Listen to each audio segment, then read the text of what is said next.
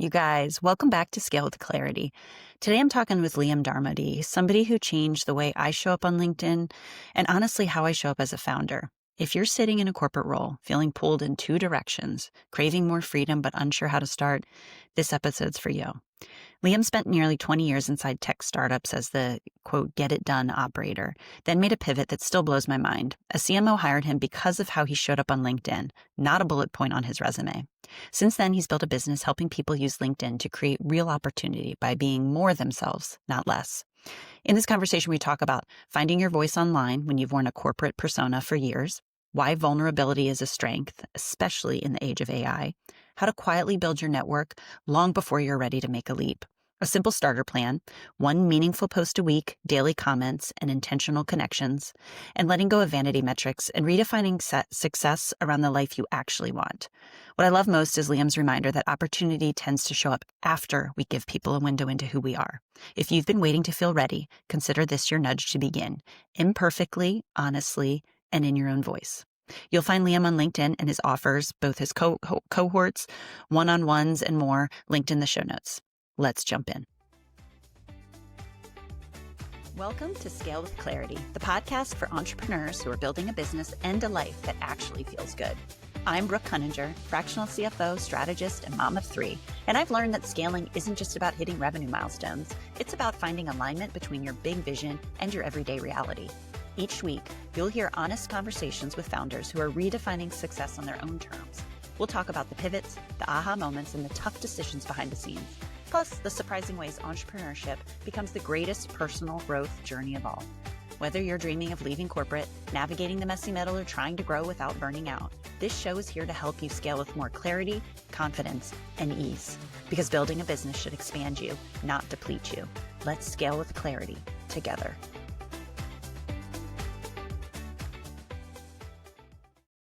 I love that voice. Liam, hi, welcome. Hi, Brooke. How's it going? Good to see you. Great. It's so good. We talked a little bit before we started recording, but I haven't told you, I don't think, that I've thought of this podcast for about a year. It's been like a year in the works. And when I first started thinking about it, you had just come into kind of my orbit. I was in a coaching group that she brought in you as a LinkedIn expert. And I said, I need to, whenever this goes live, I need to have you on this. And for two reasons. One is LinkedIn clearly, I think, still is so underutilized, and it's been a big unlock, still is. I'm in the beginning stages of it for me from a business perspective.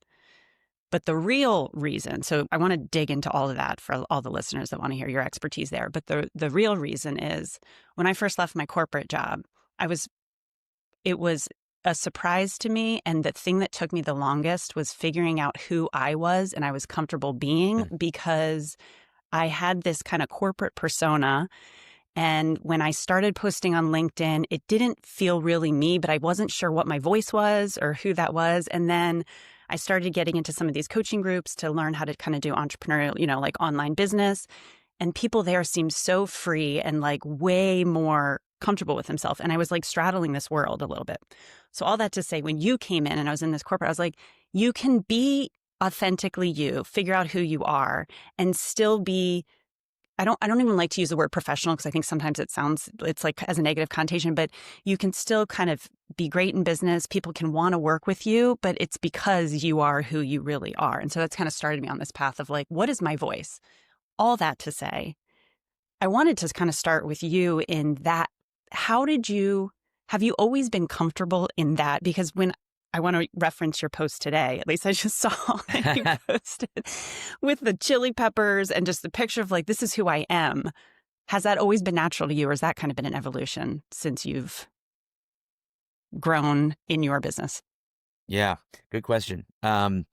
It's so interesting. I think that, I know you have small kids. I have small kids. I look at kids and I think to myself, at what point do we go from being carefree, just want to have fun, just want to do the things and be ourselves, to paranoid about what everybody thinks about us and worried that somehow we're going to say something that's going to get our career ruined or something else? And I still haven't pinpointed it, maybe teenage years, I don't know. But it feels like there are so many people who are in the same boat, right? You're Yeah. going into an office every day, or you're not, but you're on calls with a bunch of people, and you're worried about how you're showing up, and are you being Yep. professional enough, and are you doing your job well enough, and is the persona that you're Yep. putting on effective for that role? And I have not always been that way. I've not always been super comfortable just being whoever I am, um, with people that I don't necessarily know, because I'm human like everybody else. Yeah. And, I had a lot of the same challenges and a lot of the same concerns. Ironically, taking a step out and starting to post content on LinkedIn is what got me more comfortable with I just know. being who I am. It's almost like Be- you realize it doesn't bother you as much if you like, right. and people are nicer than you assume they're going to be, at least on Yeah. LinkedIn, like, Absolutely they are. I mean, LinkedIn itself is an emotionally intelligent social network, and so yeah, I think you're going to get more support there than you would on other places on the internet. But I would say that I've spent the first 37 to 38 years of my life completely insecure about who I was and how I was showing up, and worried. And I always knew, like, I had a pretty magnetic personality. I'm wildly extroverted. I've always been somebody who loves building relationships and connections with other human beings. I think that stems from a childhood where I moved around a lot. I didn't have a ton of friends, and so that's always been a really big part of me being me. But yeah, you sort of learn that there's this bifurcation between personal yeah, and professional personality, and I think that the pandemic changed that a little bit in society. It started blending and blurring the lines a little bit more. And now that you've got more people entering the fractional, yeah. market, you've got more people going out on their own than ever before. Um, I think a lot more people are starting to be more comfortable with just owning who they are and realizing that, you can find a lot of opportunity just by being yourself and putting yourself out there. So no, And I've yeah, not always been as free to be myself as I am today. But it took going out on that ledge and being yeah. uncomfortable with it to actually get there. I think it's interesting you say, because that you talk about COVID. I think that was where I didn't even realize how much I wasn't using my voice. I was very much, and you talk about where does it start? I was good in school, so you receive, like, oh, good grades, so it's like external validation. Same with the job. I got the promotions when I could, like, what does everyone else want, and kind of meet them where they are. And the pandemic totally changed that because I was working from home and my kids were homeschooled and they were in the background, and I felt this rising anxiety that I never knew I had about, like, my worlds colliding. And that's Yeah. the first time that I was like, whoa, like, this is why I've felt this angst for so long, because I've been trying to keep them separate. But this is like a huge, obviously, 3 kids. Like, that is like really important part of me. And we'll get to your posting too. But one of the things, as I've said, that stood out is that's not something to hide. That's something that kind of people relate to you even more. So everyone Yeah. has their things. And I was in a creative space. I mean, finance is my background, but one of the industries that I worked in was media. And I was around incredibly outgoing, super creative people. And so when I thought of the spectrum of what I had to be, I thought that was where, if you lean into yourself, you have to be this kind of super flamboyant and outward, like, just like throwing your ideas. And I knew I'd never be that. But seeing that, like, what I thought is the part that I had to hide is actually what sets me apart. And a lot of people resonate with that. So, Hmm. and I think what you said too about once you start posting, it maybe wasn't even a fear of, like, what are people going to say? I just realized how I didn't know my voice at all. And so I Yeah. would start writing what worked in an email in my corporate job. And I realized it didn't feel authentic. It was, like, really hard. It was like the path to burnout and trying to create that content because it wasn't me. And I was still trying. And I think it was just like that eye-opening experience of, like, who am I? And so that was like Yeah. kind of the journey too. So with that said, I want to take it back a little bit. So you kind of referred, so you were in corporate for a while too. Yeah.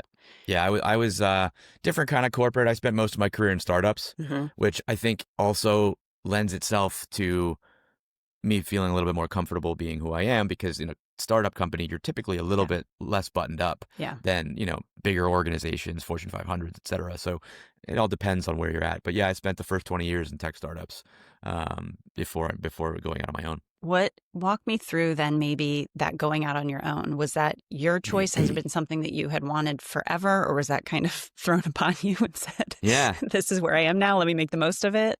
It's a little bit of both. I actually have kind of an interesting story there. So I've always sort of had this obsession with LinkedIn. I joined LinkedIn in 2005. In 2009, I was let go from a company and I started a consultancy called Talent Fish Consulting, where I taught people Okay. how to network their way into jobs, right? I basically was like, you have this massive platform. All the people who are hiring are on that platform. So instead of, applying to the job description, just waiting for a recruiter, why don't you go find somebody that's in the department that So you're you in? were And like like, an early way early. adopter Yeah. of LinkedIn. Very, very, very early. Okay, Yeah. I And love that. I've always kind of thought like this is a place to make connection, a place that you can sort of bypass the standard, bureaucracy of a company. Um, but I only did that for 6 months because I was then hired by a friend of mine who was starting a new company. And that just kind of put me on this path to being in operations my entire career. I was more or less the get shit done guy for a Yeah. bunch of different startups, and they'd throw me at problems and I'd fix them, and then they'd throw me at the next one and I'd fix that. And that's kind of how I established myself. My career eventually sort of wound itself into sales operations and revenue operations, um, which was interesting because I was never really particularly good at math or finance. I was just kind of a good get shit done guy. I was a Swiss Army knife, and that works well in startups, not Yeah. so much at bigger companies, right? Yeah. And I always had this thought in my mind that like I should have been in marketing. I should have been in marketing, but I didn't go into marketing. So then 2020 hits and um What can I I put? Why did you always had an interest in marketing or yeah, no, I'm fascinated by consumer behavior. I'm really? fascinated by the messages that companies put out into the space for consumers to digest and what makes people tick. Like I thought when I went to school I wanted to be in psychology or a psychiatrist, but then I realized how heavy that profession Yeah. can be, Yeah. and I don't want to necessarily like. I'm a very empathetic human being. I don't want to just surround myself with people's misery. Yeah. I want to help people, but I don't want to like just always be feeling Absorb bad all for of that being, energy. yeah, Yeah. right. Absorb Yeah. is a great word. Um, and so, uh, I, I always kind of thought like I should have done this, I should have done that, I should have done that. And I started posting content in 2020 on LinkedIn because I was, not really hanging out on many social platforms. I was spending a lot of time on the platform. I was learning a lot. I was seeing a lot of people who were posting at that time, which is far less than there are now. But nevertheless, I was enjoying it. So I started sharing content there. Were you, and can I pause there? Yeah, You talk about it and we'll talk about it in a little bit, but like yeah, there's a yeah, lot of lurkers on yeah. LinkedIn, Hmm. meaning just they're absorbing content, not really posting more now, Yep. as you said. You were actually frequently posting too, just like about your day, it was kind of your creative outlet. Was that? Yeah, I would say back then it was just me starting to post about things that I thought were fascinating, right? Mhm. Stories about businesses, stories about tech that was coming out. Like I was sharing a lot more of just my thought process around anything. Um, to the extent that like a lot of the people who were on the platform who I'd become friends with, who largely were there because they were trying to develop business for their Yeah. companies, they were saying to me what is your why are you here? What are you doing here? And I was like, What's your tagline that you're trying yeah. to like, I yeah. was like, I don't know. I'm here for the vibes. They're like, the vibes? Like, what? What vibes? And I get that because back then, LinkedIn was even less popular than it is today from a user generated content standpoint. Yeah. So everybody who was there was a lot of those people that just knew that this was a gold mine for building a business. Yeah. And I used to just say, I don't know. I just like hanging out You're here. like, Right. that doesn't resonate with Yeah. what LinkedIn is. Yeah. Whatever. But then in 2021, a chief marketing officer at a slightly larger technology consultancy, I mean, under 1,000 employees, Yeah. but much bigger than any company I'd worked at before, reached out to me on LinkedIn and said, I'd love to interview you for a position. And so I went and I interviewed for the position. It was a RevOps position that he was looking to fill. And then through the interview process, he said, I've got this other position that I haven't really put a lot of headspace into, but I need to hire somebody to build our employer brand and our talent marketing function. We have some very aggressive hiring deadlines. Our goal is to get acquired by a bigger company, and we need to hire a ton of people. And our current recruiting team doesn't really do a lot of outbound, so we kind of need somebody with Yeah. like sales and process systems thinking, but also somebody who's very brand oriented and brand marketing specific. And he said, I think you'd be perfect for this. And I was like, I'm flattered, uh, but some sort of confused because My resume doesn't show any. Yeah. I don't have the word brand or marketing on my resume, right? Other than like RevOps guy who worked cross-functionally across sales and marketing. That was it. And he's like, oh no, I've been following you on LinkedIn for 6 months. He's like, if you could do what you're doing for yourself there for our company, you will crush this role. And so I said, all right, where do I sign up? Right. I didn't have a job description. Like I wrote the job description. Like it was, and that was really when I first clicked that LinkedIn is a place where you can manifest serendipity. I love that saying, without even knowing it, right? There's opportunity around every corner on LinkedIn, but unless you show up, it's not going to find you. You know what I love about that too? Because I think the lesson there for others, many, but one of them is you sometimes don't know. You can't, it says create your ideal job description, especially in the LinkedIn world. Like, who knows what that is? Because if you've never done it. Yep. But you were following the breadcrumbs of just what interested you. And let me just follow, you had said too, you kind of like the get shit done guy at the, like problem solving. You were writing about what interested you, and the people, it's a big enough platform, especially on LinkedIn, but insert any platform online now, they can find you because you were putting there. And so in their mind, they're like, this is what I see your brand that you haven't even tried to craft, but it just is you, authentically you. And this is what would resonate with me. So I think I love that too. And we can get into that about like, if you follow those breadcrumbs of what interests you and you talk about it and you're interested and you're commenting and you're learning more about it, people will find you that are like, that's exactly what I need. And I feel like that is the best way to align your life to what you're really interested in versus trying to make it fit based on like what your resume says and the puzzle pieces. Yeah. And especially now, right? Like think about the evolution of careers and technology and professions like in the last 20 years. Yep. Right? Yep. Back then, your resume, 2 pages max, like bullet points, black text on 12-point font. You think that wasn't that long ago, but I think it's like that feels so like ages, doesn't it? It does. Like, so Absolutely. outdated. Yep. It does. And it's such a one-dimensional perspective of who you are as a professional, but also as a person, right? And I think that, you once you realize that the internet is a very big place and but it's a small world. Like it's a small world, but it's a big place. And if you sort of lead with who you are and share the things that you're passionate about and sort of feed your curiosity online, you start to meet other people who are like-minded and they start to find you. And then you start to have conversations with them and then you build community with them. And that was really my major unlock is if you just focus less on what you do and more on who you are, the right people will find you. And that, at the end of the day, is the essence of effective brand marketing, right? Yeah. Brand marketing is a top of funnel exercise. And your objective is to say, I'm putting this out into the world. We're trying to get these types of people to pay attention to it. So this is the message that we're sharing. The people that message resonates with will start to follow you and will start to want to learn more. Yeah. And the people that don't like it, there will be people who don't like it. And that's totally fine. Yeah. I would rather somebody look at my content on a platform like LinkedIn and say, you know what, this guy's not for me, and just keep scrolling, than waste my time with like a call and like trying to see if we can make it work and interviews. I totally agree.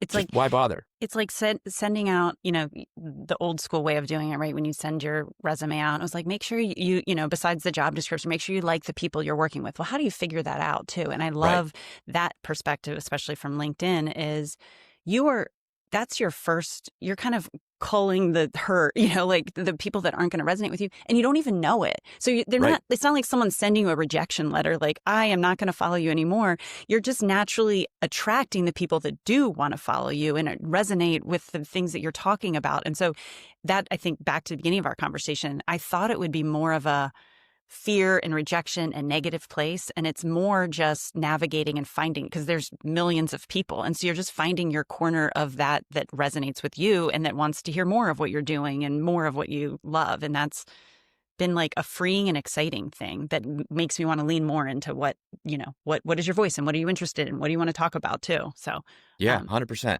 I mean, when I stopped worrying about how people would react to what I said, and instead started focusing on building relationships and connections and pouring into the people who showed that they did appreciate it, that was a pivotal point for me, because I realized that there are things that are out of my control and things that are in my control. And I can build relationships with people who appreciate me for who I am. And that will turn into opportunity at some point, right? I always tell people, if you give people a window into your personal world online, inevitably a select group of those people will come to your front door, and that's where opportunity knocks. Yeah. I love And that. so I think that is a big part of the mind shift that you need. And it starts by just being you, right? Like I think that's Which the is other easier piece. said than done, by the way, I think too. Totally, because right? we're all still struggling with what does that actually look like, and professional versus personal, et cetera. But, you know, for me, the idea that you're just, well, I want to take a step back, because one of the other things that I think is very transformative change for me is as you know, I spent 20 years in the DC area. And in the DC area, what's the first thing that people ask you when you meet them at a networking event or just out and about? What's a common question people ask? Like, where do you work, or what do you do? Yeah, what do you do? Yeah. And I moved to North Carolina, and nobody asked me what I did for like the first 6 months I was here. Really? So I just thought, because I'm in the DC areas, you know, and I'm like, I just thought that's just what life is. That's how you meet people. Yeah. That's what you ask, right? I distinctly remember I was sitting down around a fire pit, and one of my neighbors was sitting next to me, and I was getting to know him a little bit. And he goes, "What do you like to do?" Oh, I like that. I couldn't answer the question. Same. People would ask me what my hobby is. I'm like, I was sitting there and I was like, what do I like to do? Yes. I had to like think about it, because I was so used to the first question being, what do you do? And now when I think about this for a few years later, I think to myself, like, people want to know the who behind what you do, like the person behind the function and the person behind what you do. So if you lead with that, right? If you lead with, these are things that fascinate me, this is something I'm curious about, this is something that I thought was interesting, people will start to relate to the personality that you're putting out there. And then they'll ask what you do. And then they might ask if you want to consider an opportunity. But if you're leading with a persona that you think is this corporate persona that you need to fit into, it's not really you. It's not truly authentic. One, it's hard to sustain. Two, it's the path to burnout. And three, it makes it very transactional, which is what I have found on this platform. And I know, well, this is going to be about LinkedIn because I'm talking to you, but you can substitute other platforms, but you can find people resonate with you, as you preach all the time, for the personal aspect. Then you can figure out, you can craft whatever role around that if that's what you're looking for. How can we work together? Because people want to. And that's what I found. I mean, like, there's so much truth behind that. And I just want to double down on easier said than done. I know that because, like you said, when I was in my corporate role, I wore that identity like a badge of honor, and not knowing what my hobby was, I was like, I don't have time. Like, it was like, if I had a hobby, I was saying that I wasn't busy enough at work and like I didn't have an important enough job. And I realized, one, all we've said, like, that's the top of the brand. That's the top of the funnel, is not just for your own sanity, for your life, to figure that out, but also because that is actually what's going to set you apart in this new world where it's becoming more and more online. People are doing fractional work. They're working for different companies. Companies are pulling people in, piecemeal. You got to really figure out who you are. And then that's going to be what wants. And so I say that because easier said than done, but like you said, like sitting there being like, start figuring out what that is. Because when we get to kind of your funnel of posting content, that's been one of my hardest things, is like a window into your world. Like, what is, and I also want to say that I think I overthought a hobby. I mean, now I know yours is hot sauce, like one of your things that you said, and one of the best practices is like, put that up there, like what differentiates you. But even like being a mom or loving to travel or stuff that I thought was like, I mean, yeah, everyone has that, but that still sets you apart because there's a whole part of the world that doesn't do that or isn't into children, whatever it may be. And so that even starting there with like the things that I knew and then trying to dial that down. Yeah, no, for sure. So go ahead. Absolutely. No, go ahead. So so you're in this role, this guy hired you for this marketing role that you never knew. That clearly you're not there anymore. So at some point you said, this isn't it. Yeah. No. So actually we were acquired 2 years later, for a little over $1 billion, which was totally my doing. Just kidding. I don't see that on your LinkedIn profile. No, that's not, I don't talk about that. But yeah, we were acquired, ironically, we were acquired by a Canadian conglomerate, And the day that we woke up with the acquisition announcement, I think I was the only person in the company that knew who the company was because from I'm Canada, I'm yeah. Canadian. So everyone else was like, "What? Who? Tell us. Where's that? What It's part like, of the what? world is this even? Yeah. Is this a fake acquisition?" Yeah, so we were acquired. 6 months later, I was let go, which I was fully expecting. And the company did right by me on both accounts. So I had enough of a runway where I could entertain the idea of starting my own thing if I wanted to. And I have a very loving and understanding wife who also happens to be gainfully employed. Yep. And so she said, you know what, like, you could go back to startups and kind of do your operations thing. You could go work in employer branding at, bigger companies where employer branding is sort of a thing, but bigger companies really aren't my bag. And she said, or you could just go do this for yourself because you've been talking about it for 10 fucking years. Had you? So this was in your real, is your family entrepreneur? Like, is it, or has it just been something that you're like, let me try and do it on my own? No, I mean, I grew up, my dad was in the hotel industry. He was very much the like power suit, power tie, out of the house by 8 a.m., home by 8 p.m., working on Saturdays kind of guy. And so I grew up thinking that was what business was. Yeah. I thought I have to get out there and, work 60 hours a week, and I have to have big cars and big jobs and big desks with corner offices and all that stuff. And so entrepreneurship was not really in my immediate DNA. I have a lot of entrepreneurs in my family, but directly, my mom and dad were not that way. And if anything, it was probably they were more on this sort of risk averse, be careful side, Mm-hmm. right? But it was more so that I always loved helping people and talking through things with people, and I've always wanted to do something more than just what I was doing at work. I really derive a ton of energy from helping other people figure shit out.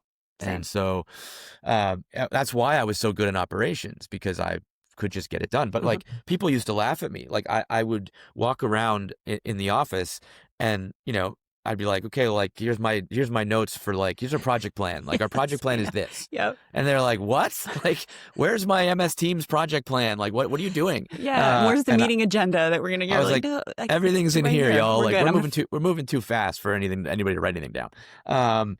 So yeah, I guess I just kind of always got in that mindset of I want to help people out. Which I got to imagine, I mean, being in a startup too, like that is a risk-taking world too. And I correct me if I'm wrong, but that may have set you up for that mindset of like figuring it out. I'll go out on my own. I've done it before in these smaller-ish startups. So and then also clearly I am in the same boat, having a spouse that is kind of, I say I'm the stock, the risky, could be high return, but also could lose us a ton. And he's the bond. He's got the corporate job that can kind of sustain it. So I don't want to minimize the fact that if you have that too, and a little bit of runway from your job, it allows you to kind of explore with less of the stress, because I know that that cuts out any creativity. I mean, when you're like, I got to do this in this set amount of time. So, okay.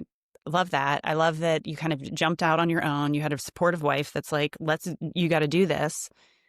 You are similar to me in what I know, you're trying a bunch of different, you've said before, like you like exploring problem solving, figuring different things out. I have been at fault for trying to grow in LinkedIn, and like then also trying out YouTube, and then there's Instagram, and there's so many things now, and you and I have talked about Substack. There's so much coming out. Yeah. How have you stayed consistent, and why did you choose LinkedIn? I know you were kind of an OG in it, like you said, like one of the early adopters. How has that been the thing how have you stayed with this and said, this is where I'm going to grow my following? Did you see early traction, or the writing was on the wall for you? No, I don't think I saw early traction. I saw other people having early traction, right? Like in 2018, 2019. Actually, the first time that I sort of woke up to the potential of the platform was in 2015. And I had been at Living Social for 6 years at that point. I was the 20th employee at Living Social, so I went on a crazy ride, and then I went on a crazy ride down. You saw both sides of it. Yeah, it was. I mean, I got an MBA at that company. There's no question about it. But in 2015, I had a pretty rough year. I left Living Social. I went to another startup that was definitely, not a job that was kind of senior enough for me. And I ended up, there was some shady stuff happening that I didn't know about. So I left that company, went to another company that I figured I would crush at. 3 months goes by. I was in a role that was basically a glorified sales Yeah. role, and I was not that. And so didn't last there, and then got another job. And so basically I went from having like 3 jobs in 10 years to 4 jobs in 1 year. And I was literally mortified, thought I was You're ruined. like, I I've thought my ruined my career was every, over. yeah, there's no one's going to Everything's hire me done. now. I'm a job Yeah. hunt, yeah, I'm jumper. I might as well just like move back to Canada and live with my parents, right? Um, but That's the level you were at that I point. was super upset, right? And I think one night I had gone out and I had probably had a couple too many beers, and I wrote this really long article on LinkedIn Yeah. about how I felt. Yeah. And I woke up the next morning and was like, fuck, I gotta delete that. Sorry, I don't want to No, swear. that's, I, yeah, we're I, over I gotta 18 here. I gotta delete that. And then I opened LinkedIn and I had dozens of messages from people Like, saying, same. holy shit. That's Like, exactly. that is the most vulnerable thing I've ever read.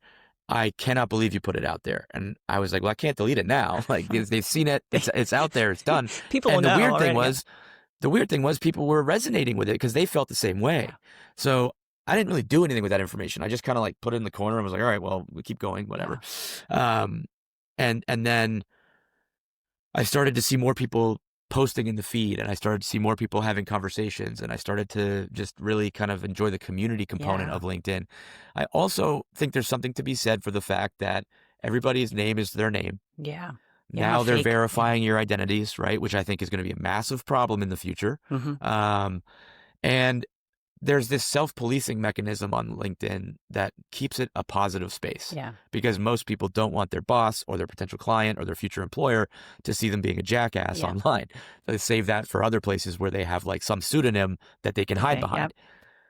And that's really, for me, the thing, right? Like, I want to, if I'm going to invest so much time Yeah. building relationships online, I want them to be relationships that are real Yeah. with real people who are mature and emotionally intelligent and, you know, Yeah. think about things the way that I think about things, or differently, but like know how to communicate it in a way that adults typically Yeah. communicate. And so that was really what got me into it, is just the authenticity component and the fact that there wasn't a lot of the negativity that you saw elsewhere. I do. I agree with that. There's a lot of, I mean, we can't avoid, you and I have talked about taking off some of the social media platforms because there is a vibe that it just sucks you in. It's either a time waste, which all of them can be, but also a negative energy. Mm-hmm. But the reality of the future of the world is that's how people are communicating, and that's how you're connecting now. More and more people are working remote. As we've talked, we wish we could go into an office maybe one day a week. So that is there to stay. So I agree. If you can surround and pick a place that is generally positive, or at least has constructive discourse, as opposed to kind of some of the other platforms that just are just really negative. I agree. And so, and that's been my take on it too since I've been on there. And it's really interesting too. And I feel even crazy saying it now, like my husband, who still again in his corporate job, and he has actual coworkers, and I talk about my friends on LinkedIn, and it feels so like I'm one of those kids that like is like online dating with like friends, but I'm like, that's where I'm meeting people and really deeply resonating, and actually people that are doing the same thing as me and like learning from each other. And so it's like still sounds crazy for me to say, but I'm like, I don't know what to tell you. That's where we met. And that's like my closest coworker group now, honestly. Yeah, totally. I mean, I met my wife on eHarmony. She was the only person I went on a date with. Yep. I was the only person she went on a date with. She was only there to like help a friend out, kind of thing. If you can meet your spouse online, you can meet a client, a business partner, a friend, right? Yes. It's even less weird to do it that way because there's not as much at stake. And so I think like people need to sort of I think people are shifting their mindset and realizing like you can actually build real connections with people online, but only if you show up. Yeah. And so that's my sort of, I think one of the things I'm meant to do is help people realize that.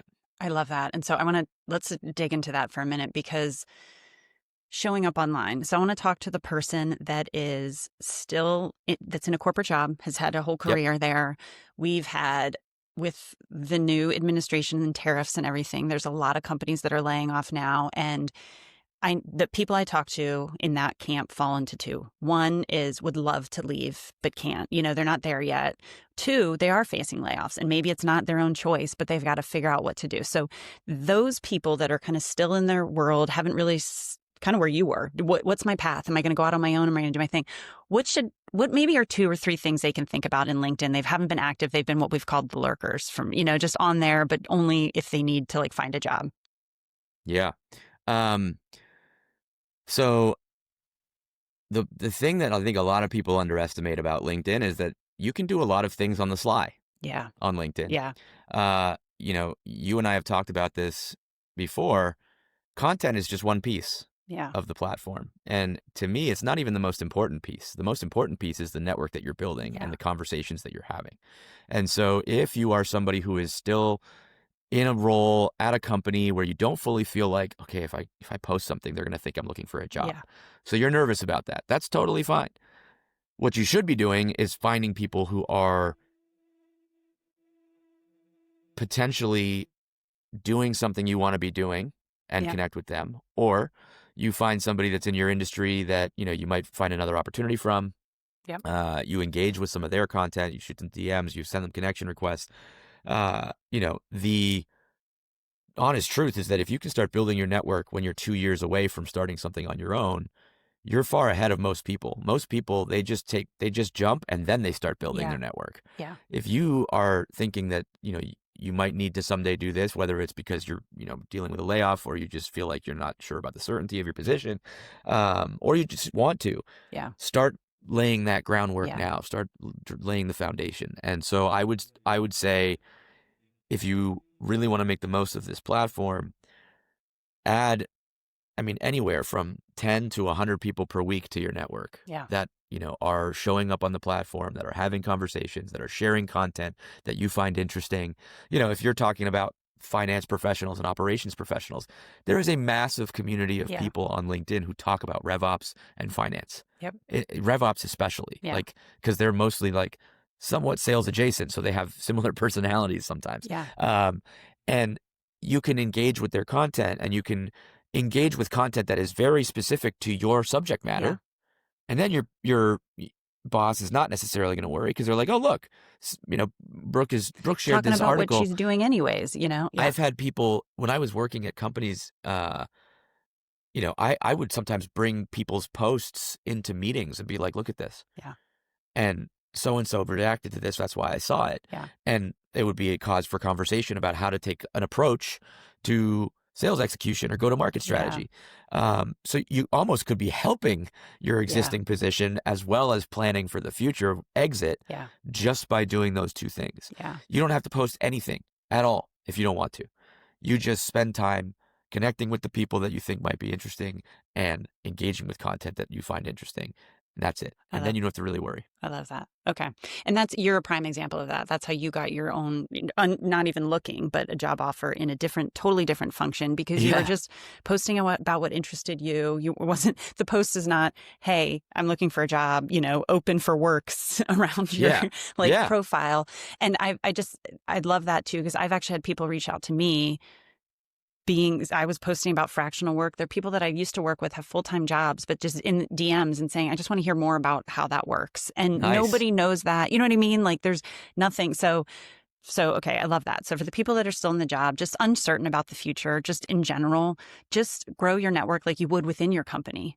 And just think about this as an extension times 100 of whatever company you're working out, because that's what you're naturally doing. And that's what we've all been taught, make sure you know a lot of people within your company, and so that your name pops up for if it's that times 100. And you're just growing your name out there. And like you said, making connections and commenting on things that interest you.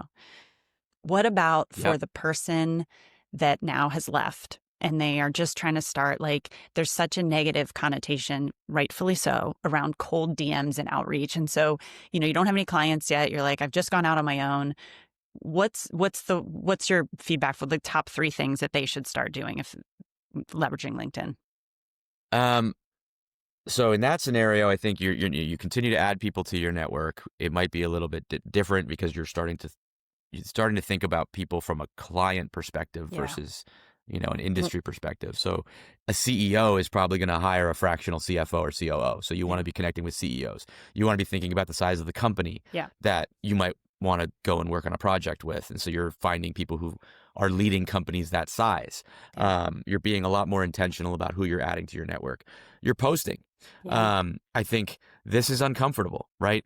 But you, I've always said to anybody that I talk to, if you are looking to make a change in what you're doing, the best way to be able to do it is to talk about it with your network Yeah. and get their support. And Yeah. so I think a lot of people really struggle with this. The idea that you're going to go to LinkedIn and say, I'm no longer working at this company, whether you say it's from a layoff or whether you just say I left, doesn't, whatever.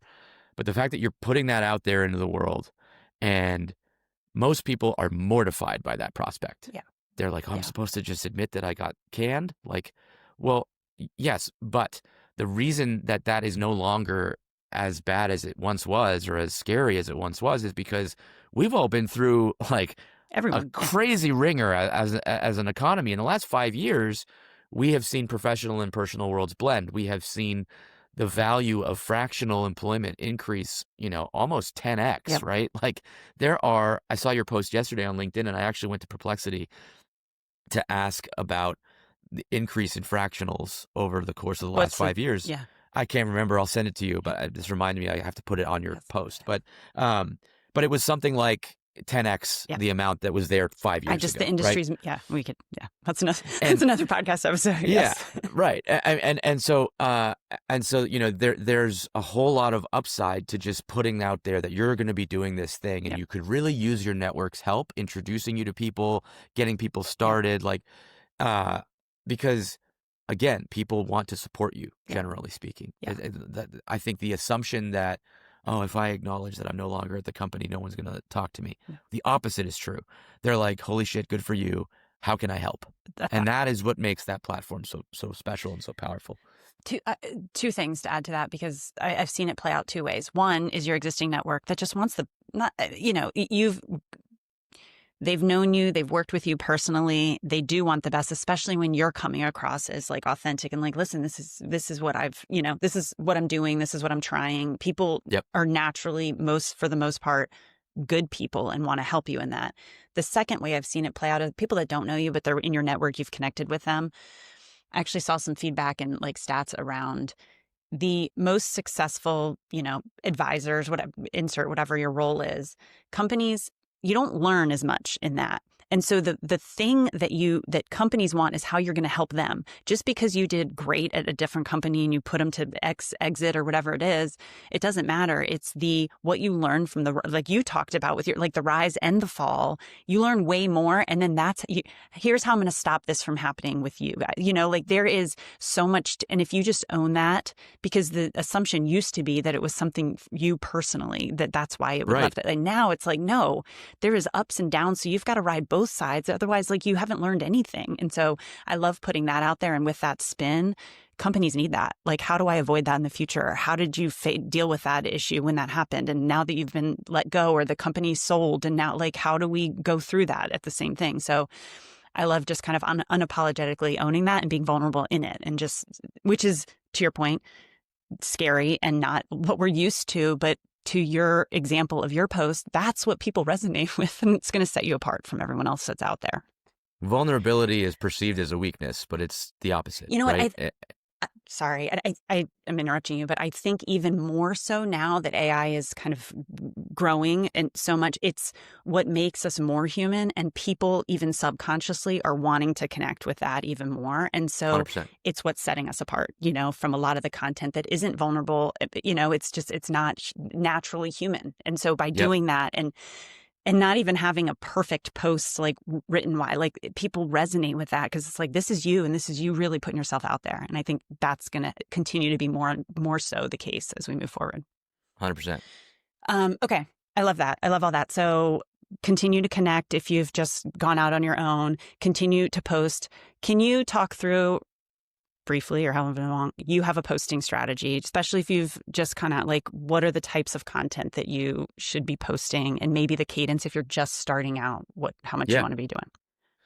So I post entirely too much on LinkedIn. LinkedIn is one of the only social platforms that actually does sort of tell you, like, we only really want you to post like 2 or 3 times a week. Like, you don't have to be posting every hour like on TikTok. And I actually ignore all that advice and post more because I just love creating content. But my recommendation to people is, share. Your content strategy should be dictated by what you feel most comfortable doing for the longest period of Yeah. time as That you can possible. sustain. Yeah. So there are some people who are like, I'm going to go all in on LinkedIn, and they post every single day for 30 days, and then they're spent. And they're like, that was impossible, and I didn't see enough benefit, or, I don't know how to keep going. So start with, if you've never posted before, start with one post a week, Yeah. and then spend the rest of the time that you spend on the platform networking with other people, engaging with other people's content, getting yourselves into other conversations that other people who are more comfortable posting, who have maybe bigger followings, Mm-hmm. are putting out there, because then you sort of get introduced to their network Yeah. through your commentary on their content. Yeah. That's an easier way to go about it. But my approach is about 60% of my content is typically geared towards sales and marketing of my business, Mm-hmm. right? It talks about what I do, why I do it, who I do it for, why you should think of me as a solution partner. The second bucket is what I call my fascination bucket. It's like 30% of my content. And that's, the ghost pepper post. Yeah. That's the posts about, Like AI now, you're doing a lot more, right? Yeah. cryptocurrency and AI, like tech gadgets, right? Like my Meta AI glasses, like Yeah. all these things that I love and I buy and I geek out over in the comfort of my home. I want to share that with people Yeah. on my network.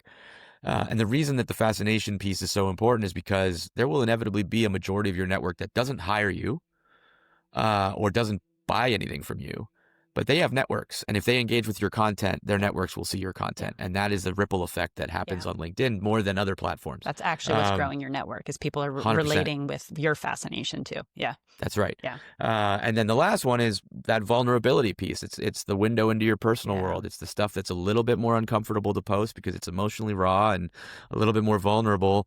This is my weight loss journey, right? Going from 350 pounds to 300 pounds, and I still have more to lose. But like, I'll be damned if me posting about it on LinkedIn hasn't helped me stay motivated, right? Because people are rooting for me. Mm-hmm. I talk about being a founder for the first time. And there are some people who would say, well, you don't want to let them know that you're insecure, that you're scared, that you're terrified. I'm like, why not? Like, it's my reality. It's my truth. And I want to share my truth with people so that if they're feeling it too, they can relate to it. I talk about parenting, right? I talk about marriage. Like, these are all things that professionals have in their lives. And this idea that we're supposed to just like not talk about any of it if we're being our professional, but on the personal side, everything's over here. Like, I think that's just stupid, right? We're one person doing multiple things, and the professional focus and the personal focus, there's just different times of day and days of the week. It's not really anything beyond that. That's what we're kind of trying to break down, the boundaries that used to be between work and then your personal life, because to your point, it's all one. And that's actually what makes you your personal brand versus like this crafted business, company brand that maybe, businesses build. So you are a whole person. And I love that. And so whatever online world, wherever you're. And honestly, that's the truth with if you're going to an in-person networking thing too. People are meeting the holistic you. And so you're just bringing that online and kind of sharing whatever energy you may have in that day. That's right. With yeah, some totally. Okay, last question for you is, sure.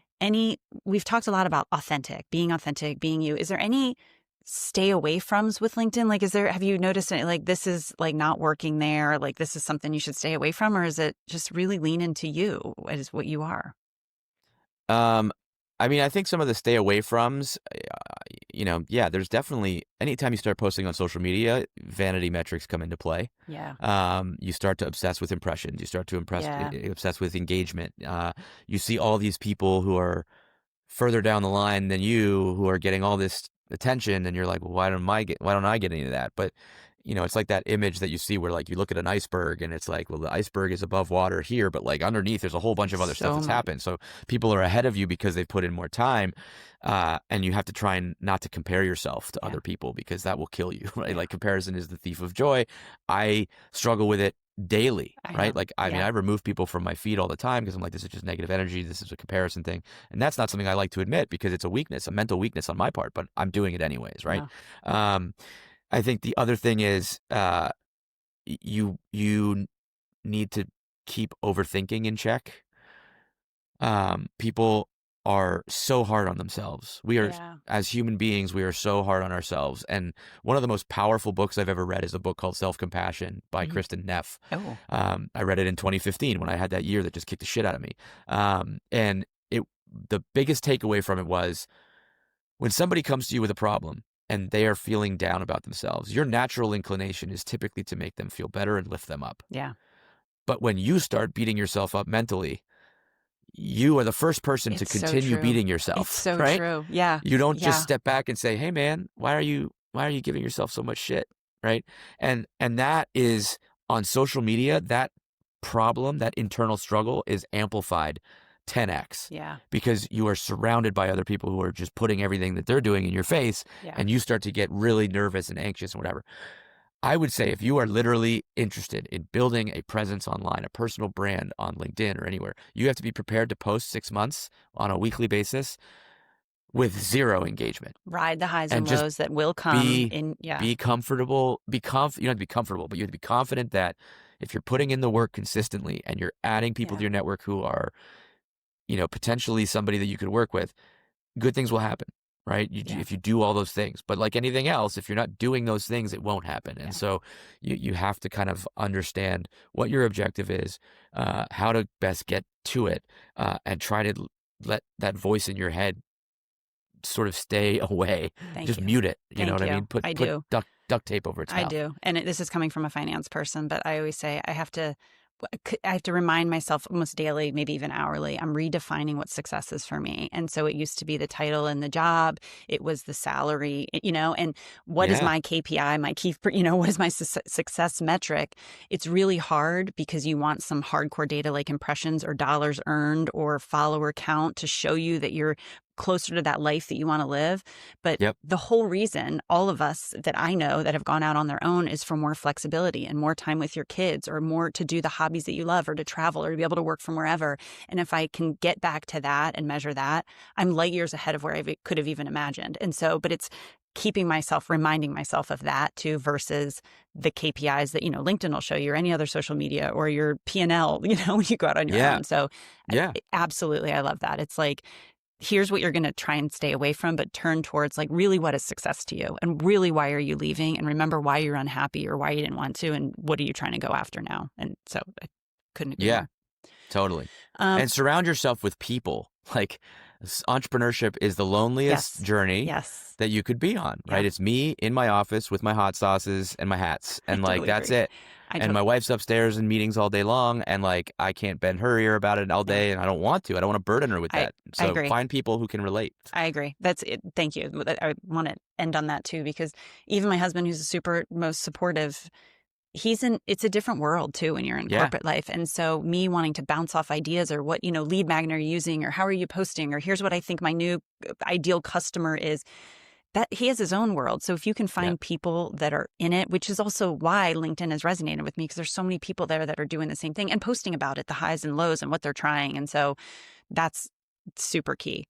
So on that note, in building your community, how can people find you? I have been, and I'll just put a note, in several of your courses or one-on-ones and been able to, it's not only eye-opening as people have heard the last hour of us talking, but it gives me hope in a way, I guess, just excitement that there's so much potential. There's so much potential and you just don't even know the details that you could go into or the way that you can unlock that potential. So how can they find you? How can they work more with you? What do you have out there?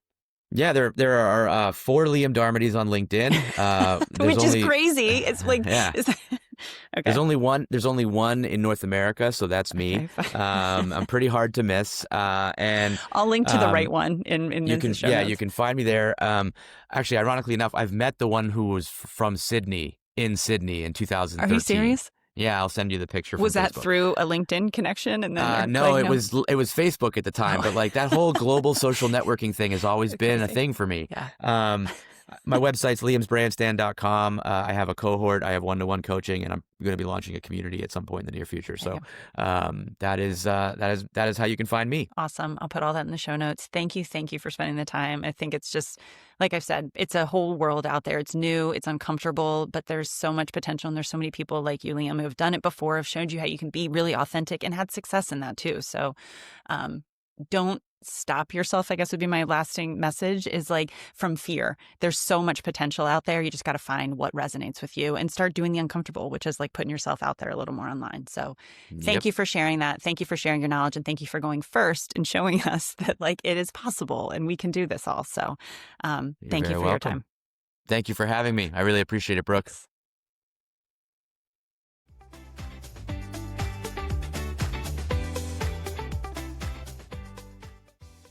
I hope you enjoyed this episode of Scale with Clarity. If it sparked something for you and you're wondering what your next step might look like outside of corporate, I created a free tool called the Clarity Compass. It's designed to help you uncover your strengths and start mapping what an aligned business could look like. You can download it at the link in the show notes.